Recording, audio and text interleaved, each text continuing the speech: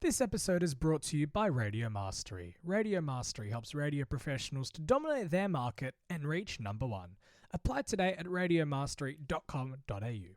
And welcome back to Biz Audio, everyone. My name is Max, and I've been watching At Home with Kyle Sandilands recently. I gotta say, it is pretty interesting.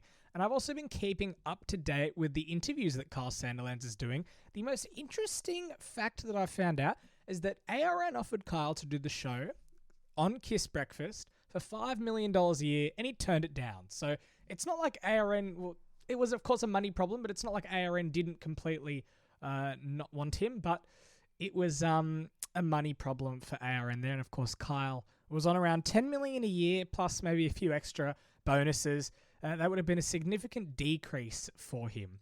But anyway, we're going to jump over to Triple M Brisbane, where Kieran Atkinson has taken over afternoons on Triple M Brisbane. He's been filling in on afternoons and around the station for a while now, and he's excited to take up the full-time role. And his appointment as Brisbane Afternoons host has also come after the departure of Josh Olick, who recently took up the new role as content director of ARN stations Power FM and 3BA down in Ballarat. Also at ARN, down in Tasmania, one of the LAFM ARN station technicians has announced he's retiring after a whopping 41 years at the station. Mark Nightingale joined ARN, or what was LAFM, back in 1985. He stuck around 41 years later, and he's officially announced his retirement. He joined the Brekkie host a few days ago to announce his retirement and celebrate what was 41 years at ARN. Still at ARN, over in South Australia, Craig and Chels, one of my favourite duos of all time, have announced that they're going to be uploading a daily podcast of their Brekkie show. I think this was a great idea, so congratulations to you guys, and congratulations to Chels, 1 year over at Power FM in South Australia. So congratulations to you, and it's great to see that you've stuck around, and I had a great night meeting you at the Australian Audio Awards. Heading down back to Tasmania, in northern Tasmania, the ABC have announced that Dan Taylor has been appointed the brand new Drive presenter. This comes after his breakfast show, Dan and Christy, were axed off the Hit Network, and then they started a daily podcast, but he has ended that. Christy Hayes, which is now doing the show solo, has rebranded the podcast to Christy Hayes Daily. So I think it's great to see that Dan is back on the Tasmanian Airwaves. And who's excited for Kyle Sandilands' return? 6 days to go. Monday morning, 6 to 10 a.m. I couldn't wait.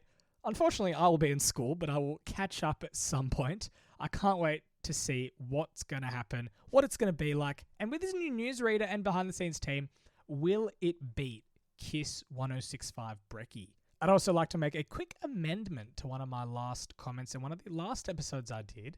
I made a comment that I believed that Christian O'Connell was going to be networked into Gold 96 FM in Perth, but I've just seen on radio today that there is a Gold 96 FM breakfast producer role that has been advertised, so I think it's less likely now that we've got some more information. But oh well, we'll see what happens in the next few weeks. The application for that closes on the 28th of August, so if you're in Perth, go apply for Gold 96 FM breakfast producer role. Alan Jones has fronted court. His trial has begun. He was at the Downing Centre the other day, and Judge Glenn Walsh will oversee the proceedings. This is a judge-only trial, and it's expected to run for several months.